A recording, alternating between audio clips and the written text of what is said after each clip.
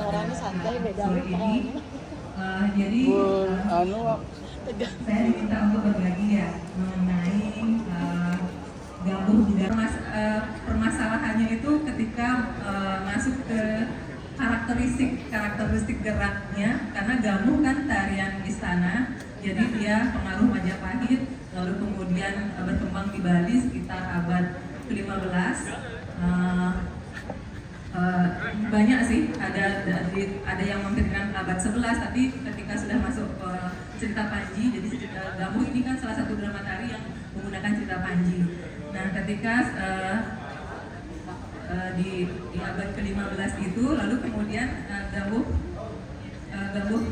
di Buda Keling ini berdasarkan catatan Adrian Vickers, tahun 80-an beliau wawancara di Buda Keling. Jadi ketika itu sudah ada dua gamuh Jungsri dan juga gamuh Buda Keling yang menjadi tarian pokok di istana di Kerajaan Karangasem.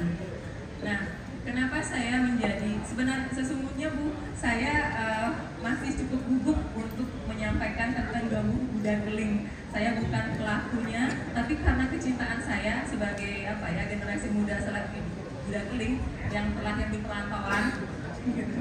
Ya, dan juga ada event seperti ini. Karena kecintaan saya mengangkat gamuh Buda Keling ini juga sebagai penelitian saya dalam rangka disertasi nantinya. Jadi saya mulai melacak jejaknya, karena jejak ketika bicara gamuh yang sering kita dengar kan garuan, bedungan, gamuh Buda Keling sulit sekali saya lacak jejaknya. Dan ketika saya lihat perbedaan gamuh di Buda Keling ini sudah direkonstruksi berkali-kali. Tahun 70, kemudian tahun 2012 direkonstruksi oleh Insiden Pasar. Kemudian ada revitalisasi berkali-kali, tapi belum stabil sampai sekarang. Ada apa gitu. Nah, terus ketika masih ada generasi muda ini yang menarikannya, tapi sebatas susunan gerak, jadi pailah kalau dalam bahasa Bali. Ketika masuk ke ranah karakteristiknya, rupanya itu jadi tingkat kesulitan tersendiri untuk mencapai itu. Kalau sebelum itu kita mungkin bisa diperagakan dulu ya. Boleh ya? Coba deh sini. Semuanya. Jadi ini bagian dari ini ya. Jadi saya baru memulai lagi untuk belajar jadi hormat saya kepada para guru yang beliaunya tidak bisa hadir karena sudah sepuh. Ada Guru Made Degung, sudah 78 tahun. Lalu kemudian ada Idoyan Dante Ude, Idoyan Dante Oke, ada Idoyan Granuke, ada Ide Made Dante Dede. Jadi 4 itu yang beliau belajar dari generasi angkatan tahun 30-an. Kemudian yang bisa langsung, yang gesturnya itu karakteristiknya masih unik gitu, masih nangkep. Jadi menurut Guru Made Degung, beliau menceritakan bahwa gestur tubuh itu, jadi saya membayangkan sama dengan meditasi, jadi ada merudanda, jadi dari tulang ekor sampai bagian sini ini dia harus tegak. Coba deh posisi tegak, lalu kemudian agak mesadah. Nah, lalu kemudian di sini jalan darah antara dada jambung ya, sama ini agak rebah. Nah, lalu kemudian buka matanya, nelit. Nah, mempertahankan nggak usah terlalu banget ya, mempertahankan gestur ini sepanjang menari dengan kesadaran tubuh. Rupanya itu menjadi tantangan. Makanya saya terima kasih pada mereka mau belajar. Jangan kapok. Jangan kapok ya.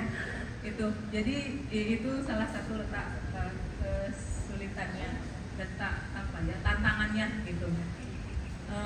Beberapa yang mulai kami pelajari, ada Arye, ada Temanggung, ada Padi, dan ini mungkin masih ini ya, memperkenalkan takarnya, jadi belum utuh tariannya.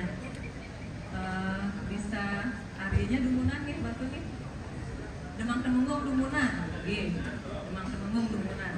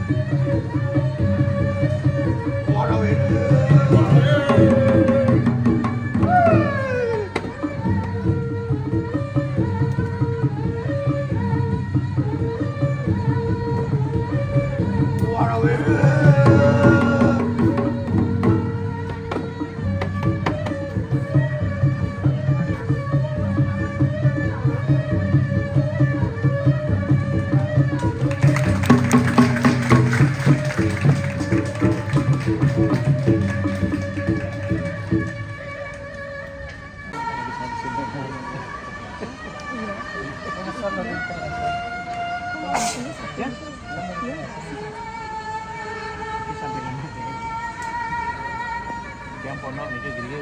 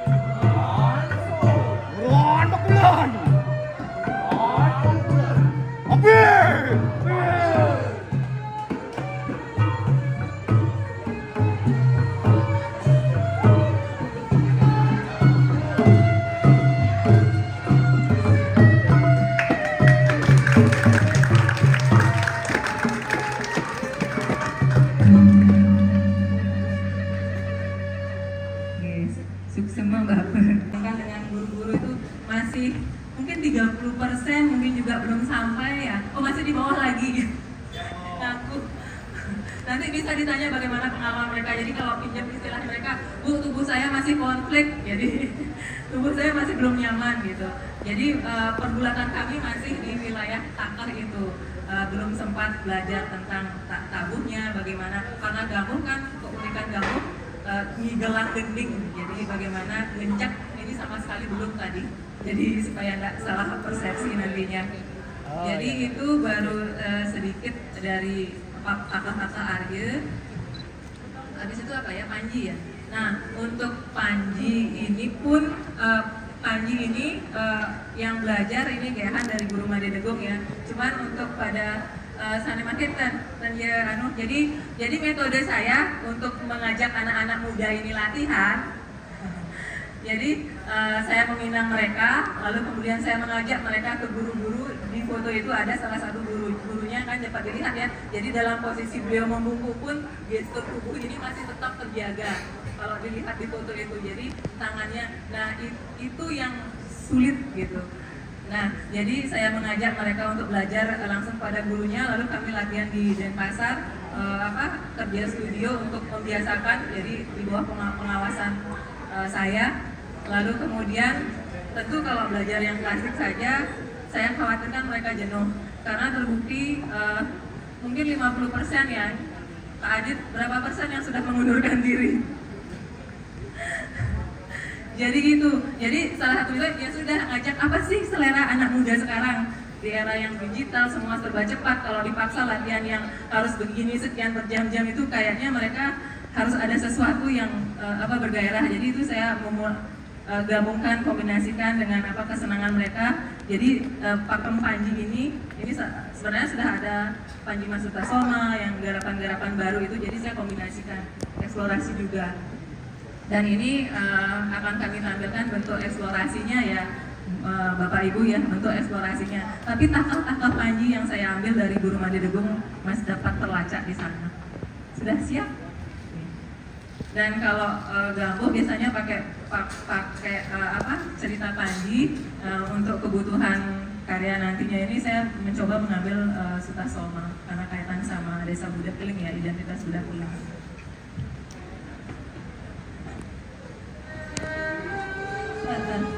Ampun. Wah, mau ditanya keliru.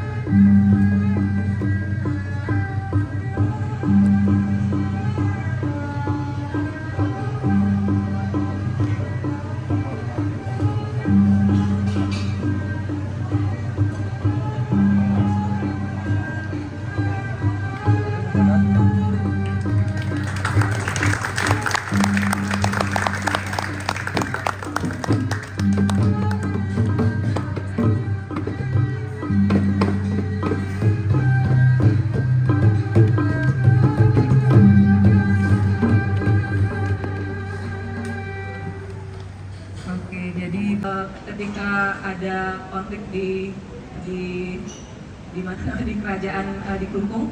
Jadi beliau berpindah ke Budak Keling. Di sanalah beliau menetap dan ada hubungan sejarah dengan berdirinya kerajaan Karangasem. Nah, ketika sudah ada kerajaan, ada Raja Karangasem, di sana kan pasti salah satu elemennya ada pegangguhan. Gangguh itu menjadi wajib menjadi salah satu elemen wajib di kerajaan. Kan ada balai pegangguhan. Nah, di situ jejaknya saya sempat ke Karangasem di Puri Karangasem. Jadi di sana masih sampai sekarang masih kalau dilihat balai pegangguhannya masih dan sedang direnovasi.